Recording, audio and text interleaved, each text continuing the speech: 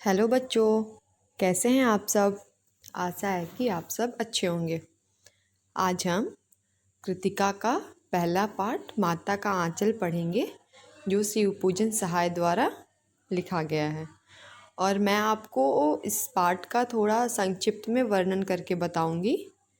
माता का आंचल जो पाठ है वो शिव पूजन सहाय द्वारा लिखा गया है। इसमें लेखक ने माँ के साथ एक अद्भुत लगाव को दर्शाया है। इस पाठ में ग्रामीण संस्कृति का चित्रण किया गया है। कथाकार का नाम तारकेश्वर था।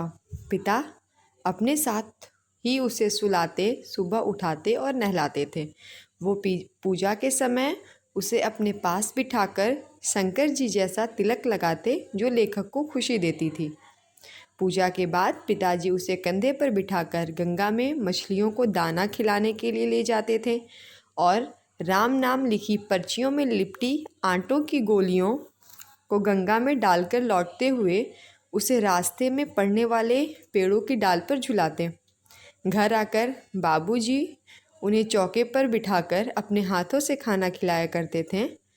मना करने पर भी उनकी माँ बड़े प्यार से तोता, मैना, कबूतर, हंस, मोर आदि के बनावटी नाम के टुकड़े बनाकर उन्हें खिलाती थी। खाना खाकर बाहर जाते हुए माँ उसे झपटकर जब पकड़ लेती थी और वो रोते रहने के बाद भी बालों में तेल डालकर कंघी कर देती थी। कुर्ता टोपी पहनाकर, चोटी गूंदकर, फूलदार लट्टू लगा देती थी। लेखक रोते रोते बाबूजी की गोद में बाहर आते थे। बाहर आते ही वो बालकों की झुंड के साथ वो मस्ती में डूब जाते थे। वे चबूतरे पर बैठ के और नाटक किया करते थे और नाटक और तमाशे किया करते थे। मिठाइयों की दुकान लगाया करते थे।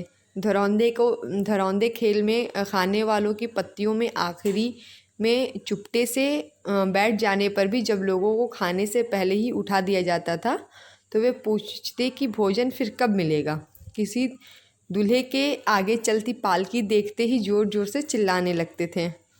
जैसे कि इस पाठ में एक वो भी है जिसमें लिखा हुआ है कि जिसमें जो लेखक है वो दूल्हे की पालकी को चिल्लाते हुए बोलता है कि रहरी में रहरी पुरान रहरी, डोली में कन्या हमार मेहरी। और एक बार जब रास्ते में आते हुए लड़कों की टोली ने मूसन तिवारी को बुढ़वा बेईमान कहकर चिढ़ा दिया। मूसन तिवारी ने उनको खूब खदेड़ा था। जब वे लोग भाग गए तो मूसन तिवारी पाठशाला पहुंच गए और उन्होंने अध्यापक से लेखक की खूब पिटाई करवाई। यह सुनकर पिताजी भी पाठशाला लेखक के दौड़ गए। अध्यापक से विनती कर पिताजी उन्हें घर ले आए। फिर वे रोना धोना भूलकर अपनी मित्र मंडली के साथ फिर से खेलने लगे।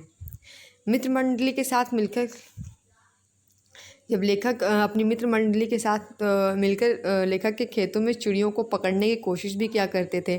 चिड़ियों के उड़ जाने पर जब एक टीले पर आगे बढ़कर चूहे के बिल में उसने आसपास का भरा पानी डाला तो उसमें से एक सांप निकल कर आया।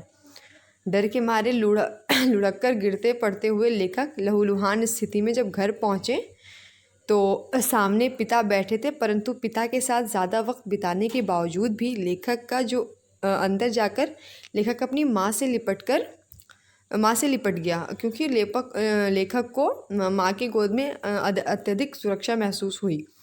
माँ ने भी घबराते हुए आंचल से उनकी धूल साफ की और हल्दी लगाई। शुक्रिया, थैंक यू, धन्यवाद।